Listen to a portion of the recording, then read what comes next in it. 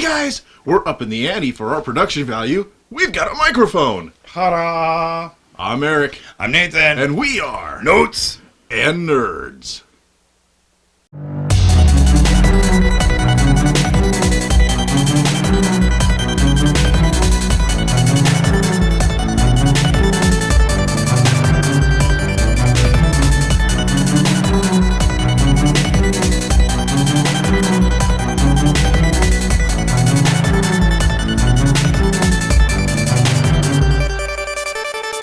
Hey guys, this episode is our Newsy News Show. Dun, dun, dun. Yes, that's right guys. So what we're going to do today is again talk about all the cool geeky nerdy news. That's coming out. Oh yeah. So here we go. Starting off, We got some info on the Ninja Turtles 2. Brian T. will be playing the villain Shredder. in place of Tohru Masamune. There we go. And Tyler Perry will be playing Baxter Stockman. Then what's kind of interesting, there was an Medea actor. is playing Baxter Stockman. Well, the other thing too is last movie there was somebody else, but they really didn't show him, so it doesn't really matter. Yeah. And then we have Stephen Stephen Amell from Arrow, who plays Oliver Queen / the Arrow. and he will be playing the vigilante Casey Jones. That is actually kind of exciting. I'm curious how well he's going to play it out. Are they going to dye his hair? I don't know. That's going to be interesting. So we got Casey Jones, we got Baxter Stockman, and we have a New Shredder. new Shredder. I have a theory. Dun, dun, dun. In this theory is, according to original Ninja Turtle lore, which this movie is kind of borrowing from, not as heavily as the original 89 Turtles film, but this one's borrowing a lot of elements from various other ones. Yep. Excuse me. The original Shredder from TMNT issue number 1 was killed by the Turtles. The character wasn't Oroku Saki, though. Yep. That character was Oroku Nagi, Oroku Saki's brother. Now, he was in Japan while Nagi was in America doing American things and trying to take over America, you know. Crime lord. When he heard about his brother's demise by freaks, he came to America, donned the outfit, took over the Foot Clan, and vowed vengeance and became the new Shredder.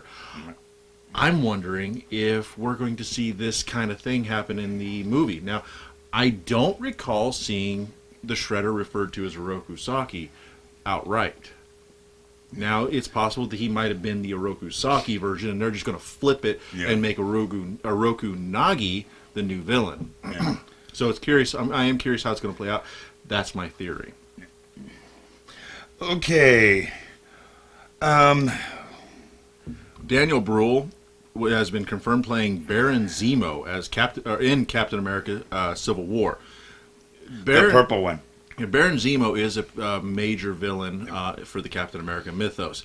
The interesting thing about this version, he's going to play. There's two different characters that were named Zemo.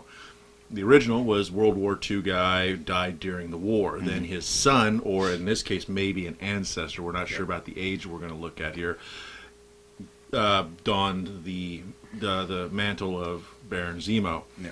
Now in this one, it's going to be the second version. It's going to be the ancestor. So yeah. The character is one of those who plays both sides of the fence. He'll be a good guy when it fits his needs and be a villain the other times. And he was also in the Civil War comic book timeline or storyline.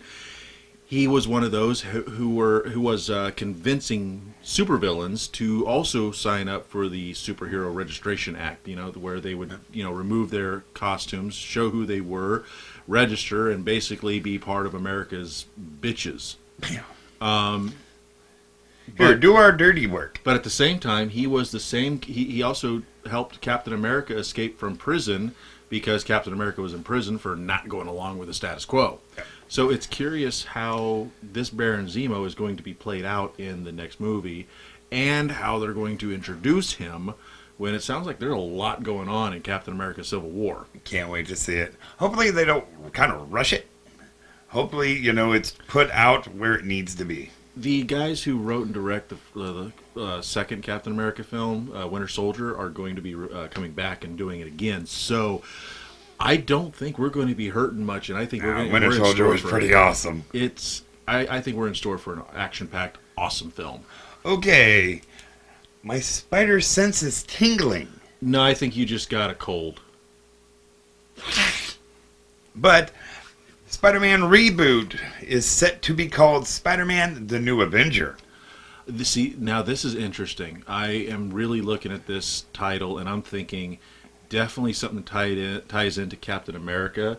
Kind of an interesting thing. I remember from when I was a kid, the old Spider-Man and Friends Hanna-Barbera cartoon that was kind of silly, and they use a lot of those shots from that cartoon for some Spider-Man memes nowadays. Yep.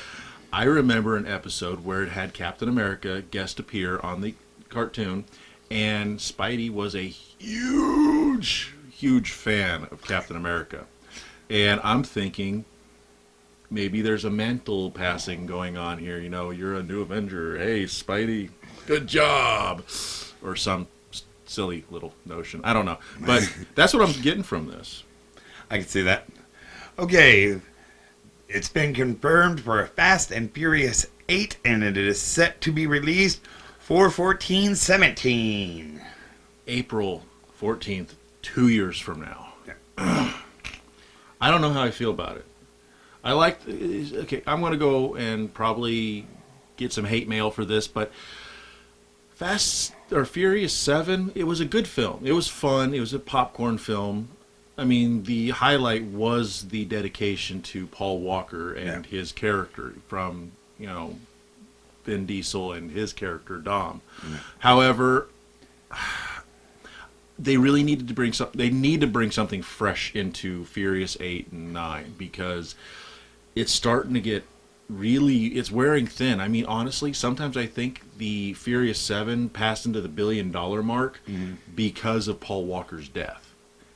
And I can see them bringing Jason Statham back as the villain for the next one because, well, duh, he's locked away. And I can see Luke Evans, who is Jason Statham played his brother in Furious 7.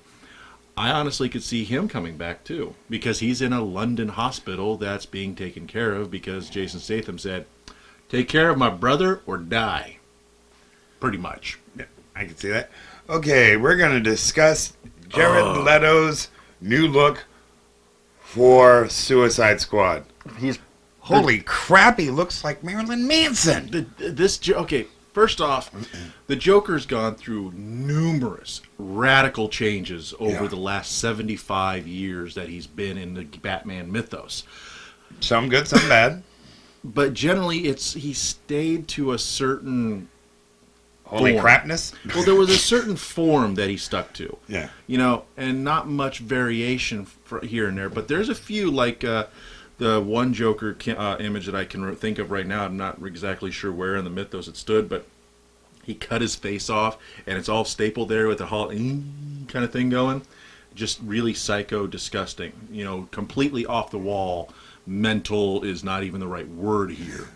But this new Marilyn Manson juggalo look, I'm not buying it. I'm really thinking that it's I think they're going too far. Yeah, it's like Marilyn. Well, I don't even want to say that. It's like somebody that went to the ghetto, dyed their hair green, thought one day, I'm going to shave my eyebrows and get some stainless steel teeth, and he looks like a green-haired Marilyn Manson. It just is not a look that I think is going to work very well. I really think this is going to be one of those things where they're trying to go and be original, and they're trying to make the character edgy, but he's the fucking Joker. You don't need to be any more edgy. And you don't take him and turn him into a badass and make him an action star because he's supposed to be a kooky, nutty whack job. He has been a member of the Suicide Squad, but the problem is this character is now going to have to be, because from our understanding, Suicide Squad is part of the DC cinematic universe. Not the TV universe, but the cinematic universe. And now we have this version of the Joker that's going to be used that has to somehow, who looks like a complete joke, honestly, is going to have to meld somehow into the new Justice League universe part that Batman versus Superman is going to build. Yeah. I don't know. I mean, I like Joker's psychotic killer. I don't like Joker gangbanger. that's there. That is a good one. He is honestly looking like a thug gangbanger, just your stereotypical goofball that really doesn't belong in this kind of movie. So yeah, if I'm going to give anything right now, just for the sheer hell of it, a thumbs down on this because I don't like the look. It's not because I'm being a purist or anything. No. It just does not look. Go with good. an original look that doesn't look like Marilyn Manson with green hair. Yeah. In other words, don't make it look like crap. Oh, this is bad. I mean, I was actually looking forward to this. I'm a Silent Hill fan. Norman Reedus was going to star in the Guillermo del Toro directed Hideo Kojima game from Konami, Silent Hills. Yeah. I don't know too much about it, but I think it was supposed to be kind of a reboot of the entire franchise, kind of starting from scratch and going from there. But it's been canceled. It's officially canceled. Yep. And Norman Reedus actually took to his Twitter about it, and He's upset. yeah.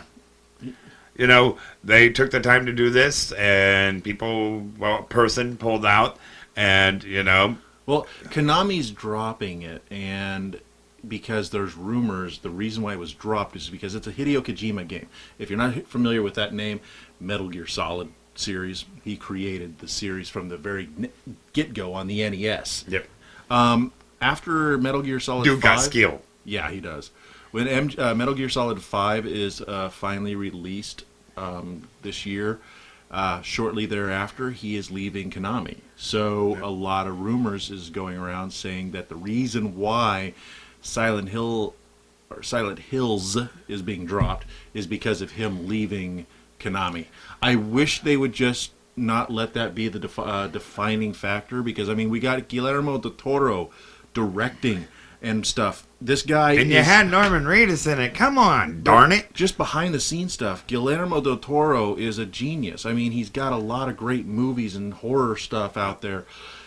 What the hell? So yeah, Okay, on to the next one. TNT begins production on Teen Titans, but rebrands it as Blackbirds. all right. So anybody who's following the DC television universe knows that basically DC's exploding all over the place. Marvel is exploding in various places. Now here comes DC trying to cash in on it, and they're kind of not. I don't know. See, we like if it's CW, They're not baiting the hook for the fish right.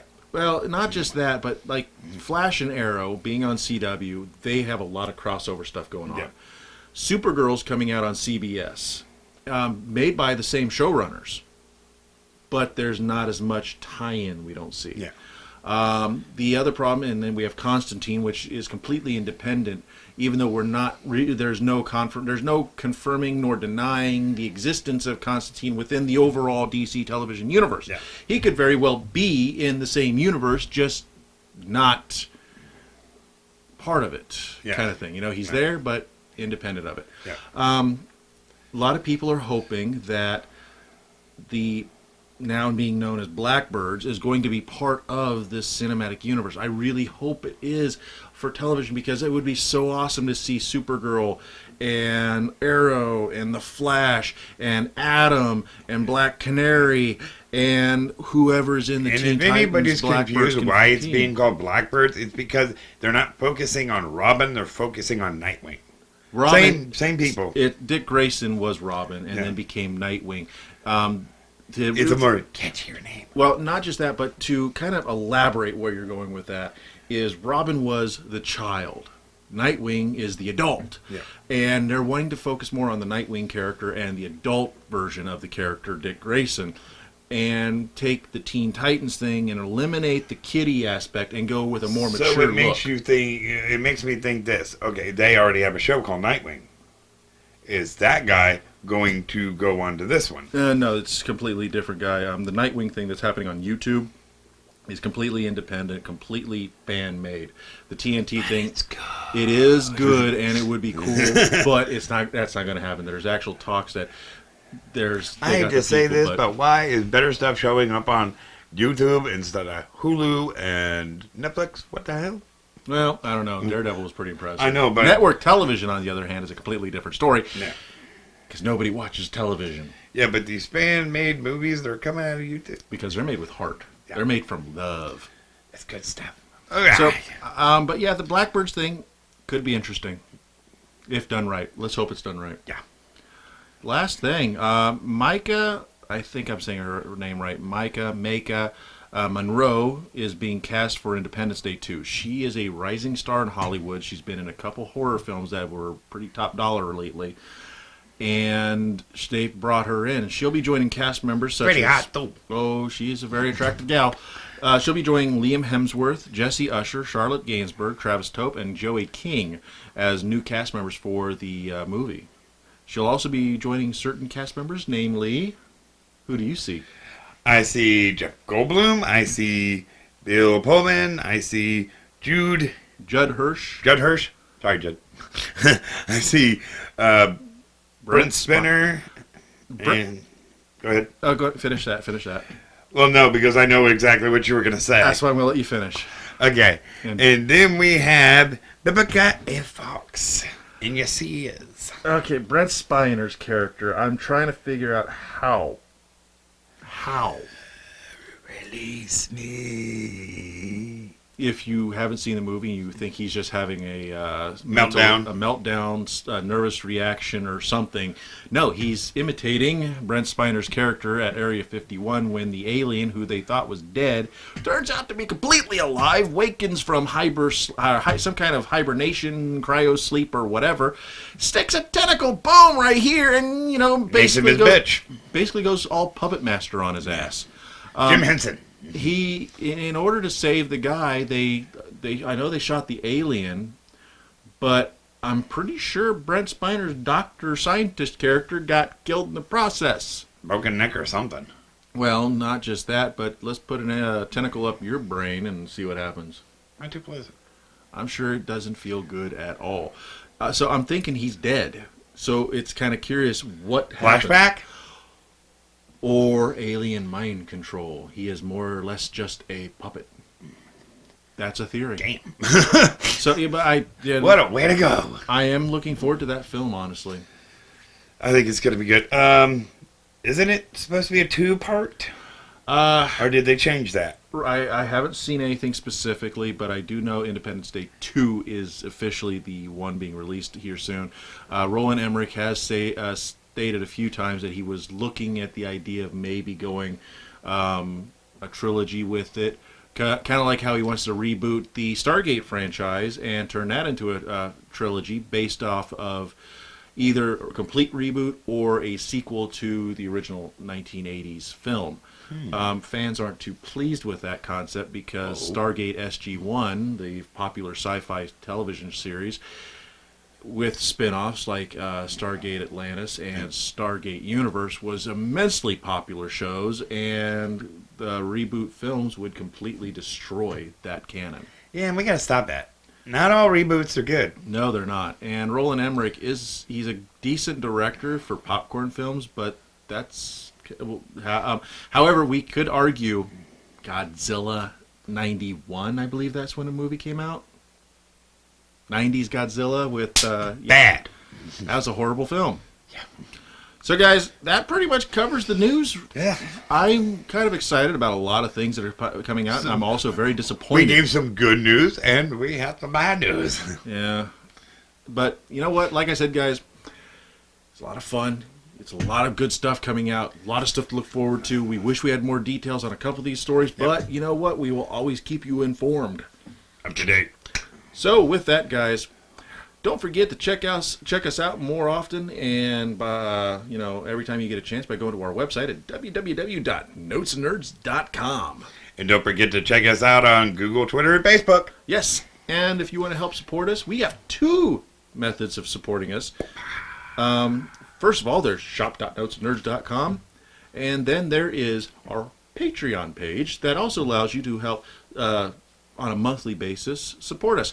Also, don't forget on our YouTube channel page, we just started this new feature that YouTube has been rolling out to their user base, where you can help support us through YouTube directly. Instead Bam! you don't have to use just you don't have to go to Patreon to use that. You can use our the link on our YouTube channel, and it'd be helpful because all that helps us do. So like, subscribe, and help. Yes, because here's what it helps us do: lighting, better cameras, microphones, new equipment, more shows, because we actually have a lot of fun doing these shows like Music Hour TV, which we will be kicking off next month. Next month. It's going to be awesome, guys. Big special. Retro Gaming Nerds with my son, where we play old games.